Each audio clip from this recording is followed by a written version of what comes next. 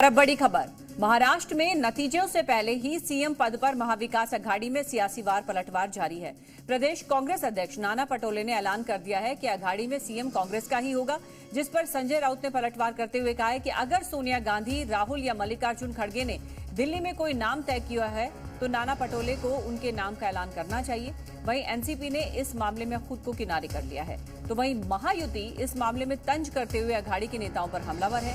ऐसे में सवाल खड़ा होता है कि महाराष्ट्र में नतीजों से पहले कांग्रेस ने ऐसा दांव क्यों चला। लेकिन फिलहाल कांग्रेस की तरफ से सामने आए इस बयान ने सियासी भूचाल ला दिया है।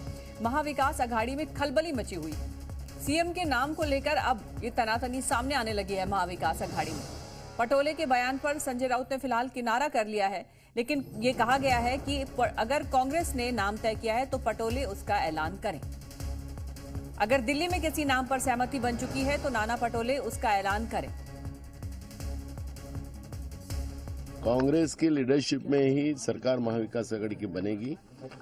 उस तरह से जो मतदान का जो रुझान आ रहा है, कॉल आ रहा है, जो लोग मतदान के लिए जा रहे हैं, तो उसके आधार पर राज्य में कांग्रेस की सबसे ज्यादा कैंडिडेट चुन के आएंगे और महाविकास आघाड़ी की सरकार आएंगी, इसमें कोई दो मत नहीं है।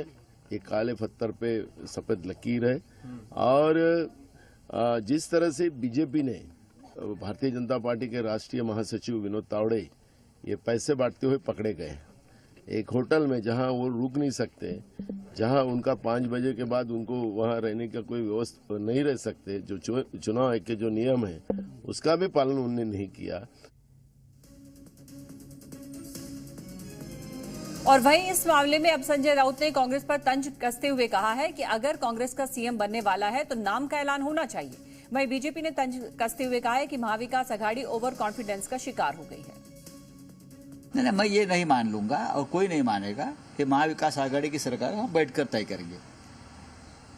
अगर नाना पटोले जी ने ऐसा कहा है और नाना पटोले जी को कांग्रेस हाईकमांड ने कहा है कि आप मुख्यमंत्री बन रहे हो, तो राहुल गांधी, प्रियंका, सोनिया, खड़गे साहब ने इस प्रकार से ऐलान करना चाहिए। आजकल कई रील्स में हम देखते हैं कि एक वाक्य होता है कि कहां से आते हैं ये लोग, कहां से लाते हैं इतना कॉन्फिडेंस। हम तो डूबेंगे सनम, तुम्हें भी लेकर डूबेंगे वाली स्थिति में एमवीए फिलहाल है। सारे एग्जिट पोल्स में साफ दिखाई दे रहा है कि महाराष्ट्र में कमल खिलेगा, महायुति की सत्ता आएगी।